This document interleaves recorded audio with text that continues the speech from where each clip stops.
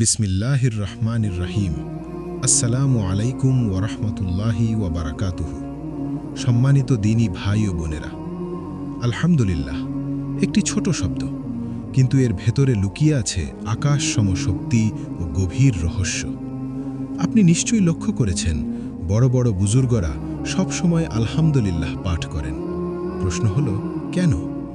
এই একটি শব্দের পেছনে এমন কি আছে যা তারা জানেন আর আমরা অনেকেই জানি না?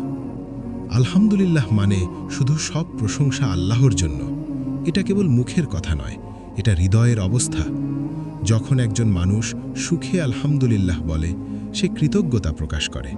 আর যখন দুঃখে, বিপদে, কষ্টে আলহামদুলিল্লাহ বলে, তখন সে আল্লাহর ফায়সালার উপর সম্পূর্ণ ভরসা রাখে। এখানেই লুকিয়ে আছে এর অলৌকিক ক্ষমতা। হাদিসে এসেছে, কৃতজ্ঞ বান্দার উপর আল্লাহ তার নিয়ামত বাড়িয়ে দেন। আলহামদুলিল্লাহ মানুষের হৃদয়কে শান্ত করে, অহংকার ভেঙে দেয়, হতাশাকে আশায় পরিণত করে। শয়তান চায় মানুষ অভিযোগ করুক, আর আলহামদুলিল্লাহ সেই অভিযোগের দরজা বন্ধ করে দেয়।